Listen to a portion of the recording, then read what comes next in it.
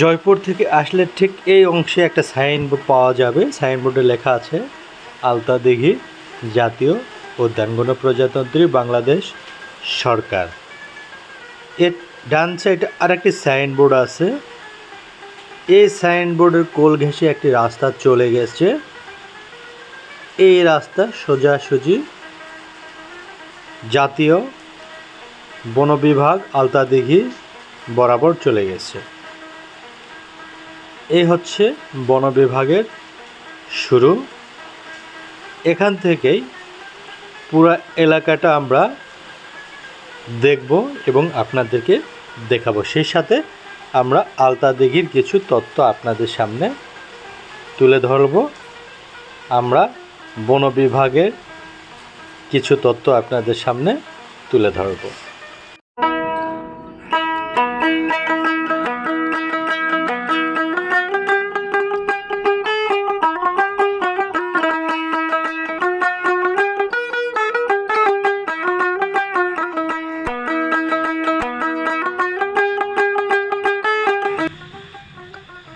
রাজশাহী বিভাগ বাংলাদেশের উত্তরবঙ্গের একটি প্রশাসনিক অঞ্চল।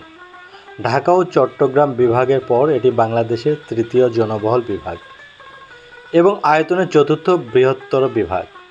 2022 সালের জনসংখ্যা অনুসারে জনসংখ্যার 2,33,53,119 জন এবং আয়তন 18,154 বর্গ কিলোমিটার। রাজশাহী বিভাগ একটি প্রাচীন এলাকা। এই সুবাদে এখানে বাংলাদেশের সবচেয়ে বেশি প্রত্নস্থান দেখা যায়। প্রত্নতত্ত্ব অধিদপ্তরের তথ্য অনুযায়ী রাজশাহী বিভাগে 134টি প্রত্নতাত্ত্বিক নিদর্শন রয়েছে। এর মধ্যে বৃহত্তর রাজশাহীর বর্তমান নওগাঁ পাহাড়পুর বৌদ্ধবিহার বিশ্ব ঐতিহ্যের তালিকায় স্থান করে নিয়েছে। এছাড়া এই বিভাগে বাংলাদেশের সবচেয়ে বেশি আম ও পান চাষ হয়। মিঠা পানির মাছ চাষের প্রথম সারির বিভাগ হচ্ছে রাজশাহী। এই রাজশাহী বিভাগের একটি জেলা হচ্ছে নওগাঁ। সেই নওগাঁতেই এই উদ্যানটি অবস্থিত।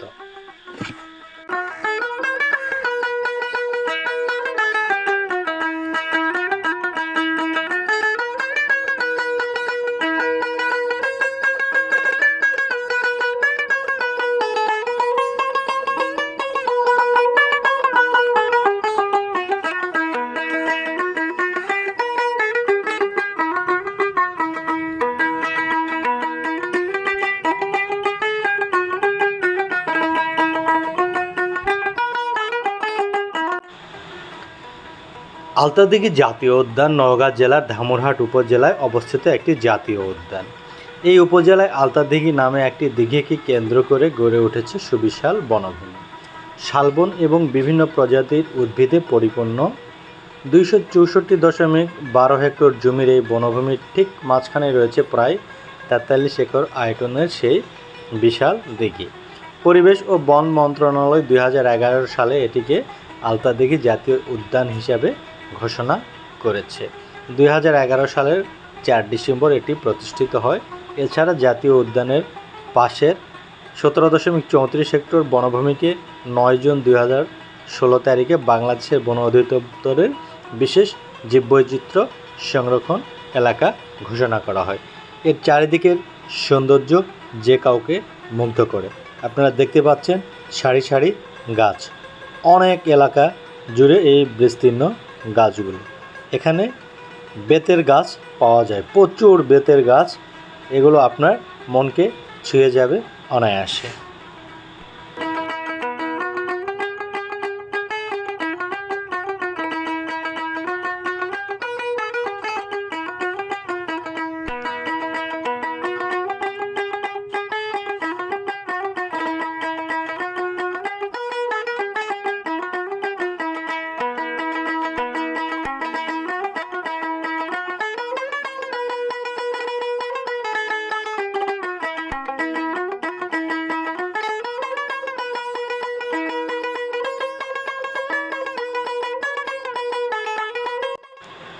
এবার আমরা কখন কিভাবে এর যাত্রা শুরু হলো সেই বিষয়টা জেনে নেব।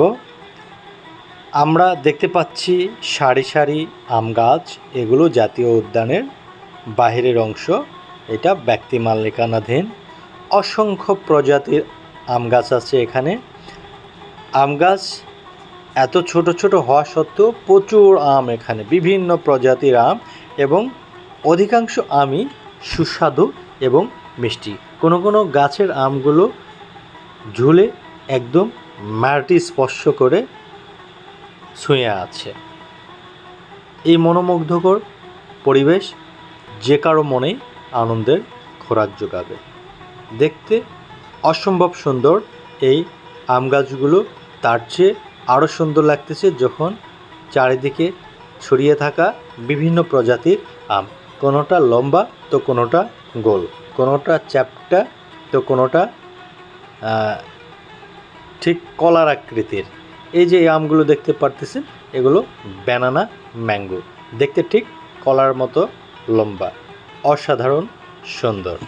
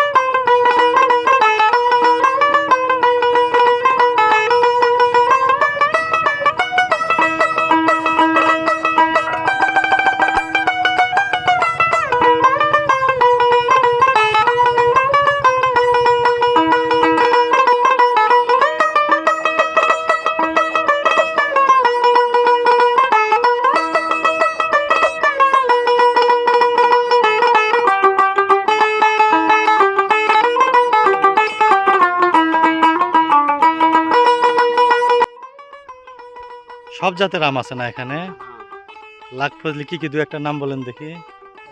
ব্যানানা, ব্যানানা, বারিফোর, বারিফোর, রূপালি, রূপালি, গৌরমতি, গৌরমতি। 12 মাসি যেগুলো আছে ওগুলোর নাম কি? কাটিমন। কাটিমন।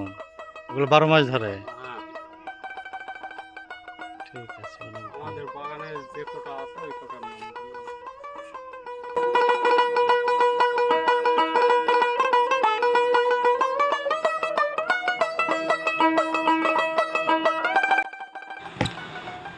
আমরা চারিদিকের বিস্তীর্ণ বনভূমিকে হেঁটে হেঁটে ক্যামেরাবন্দি করতে পারবো না, তাই মোটরসাইকেল যোগে চারিদিকে রাউন্ড দিয়ে পুরো অংশটাকে না পারলেও কিছু অংশ ক্যামেরাবন্দি করার চেষ্টা করতেছি।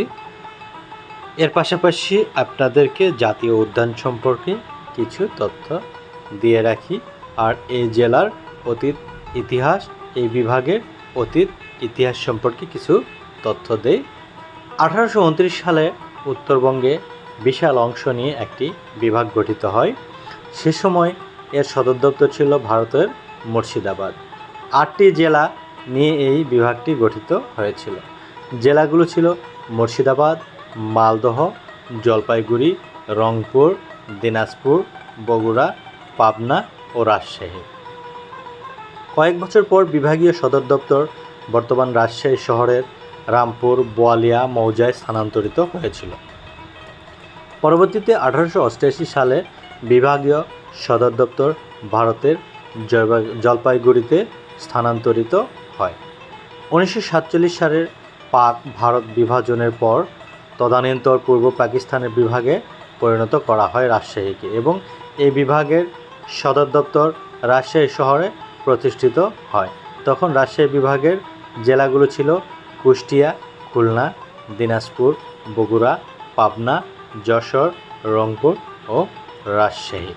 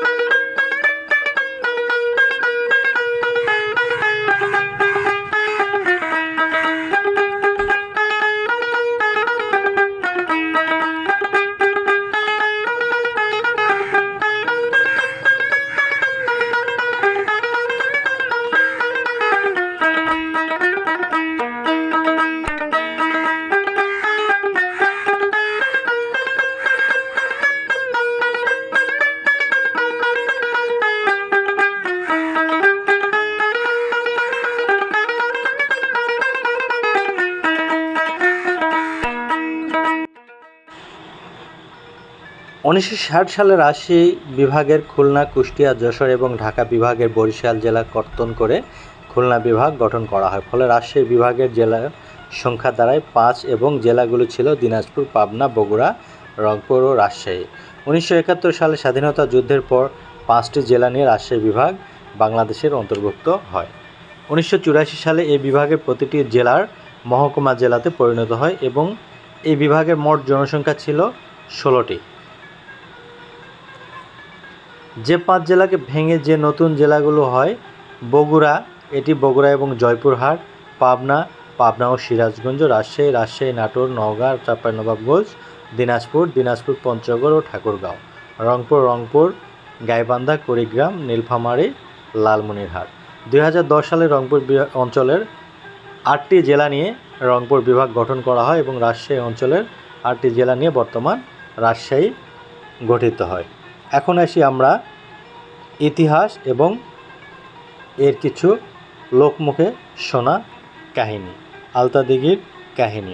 মূল পটভূমি রচিত হয়েছে আলতা দিঘিকে কেন্দ্র করে।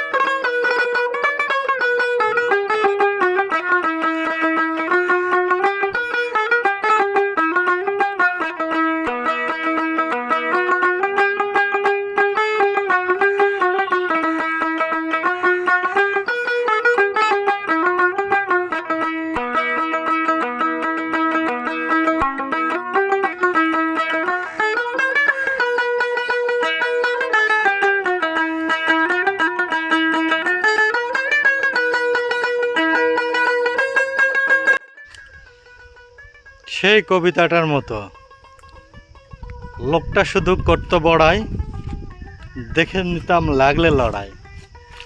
ওই ঢিবিতে মারত ঘুষি, চোখ পাকিয়ে জোরছে ঠুসি। এই সেই ওই ঢিপি। অ্যামাজন খ্যাত বন বিভাগের ঠিক পাশে এটি। অনেক জায়গাতে এরকম ছোট বড় অসংখ্য উইয়ের ঢিপি আছে। নওগাঁর শেষাংশে এবং জয়পুরহাটের শেষাংশে এই বন বিভাগটি। এটি হচ্ছে ধামুরহাট, নওগাঁর মধ্যে পড়ে গিয়েছে, কিন্তু জয়পুরহাটের খুব কাছাকাছি।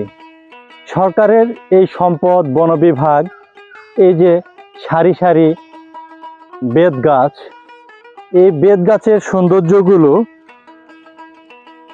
যে কোনো পর্যটককে মুগ্ধ করে। এখানে সরকারের যে সম্পদগুলো, সেই সম্পদগুলো বজায় থাকতেছে। পাশাপাশি অনেক পর্যটক আসে, তাদের জন্য খুব দর্শনীয় একটি স্পট হচ্ছে এই বন বিভাগ। এর পাশেই ঠিক কাছাকাছি আলতা দিঘি আছে, যে আলতা দিঘি একটি ঐতিহাসিক আলতা দিঘি।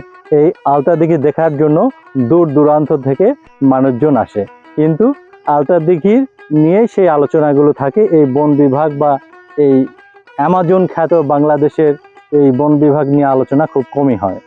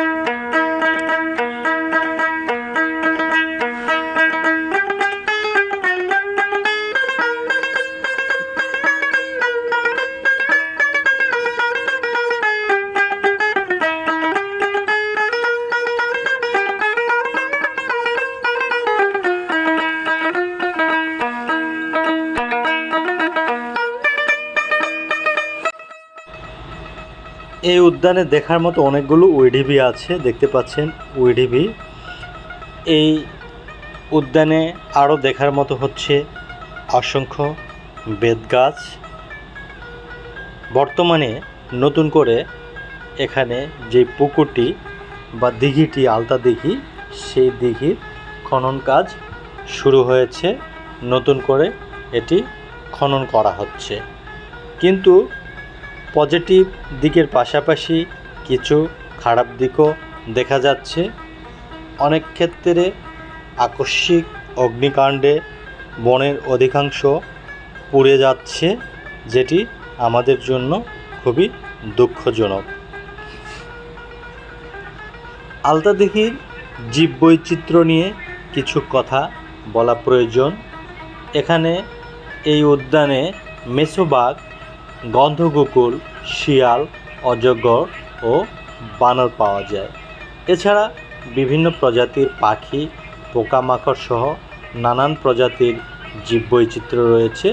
বিশেষত শাল গাছকে আলিঙ্গন করে গড়ে ওঠা ওই পোকার ঢিবিগুলো সবচেয়ে আকর্ষণীয়। দূর দূরান্ত থেকে যদি পর্যটক আসে, তাদের মূল আকর্ষণ হবে ওই ঢিবি, বেতগাছ এবং এখানকার যেই দিঘিটি আছে সেই আলতা দিঘি।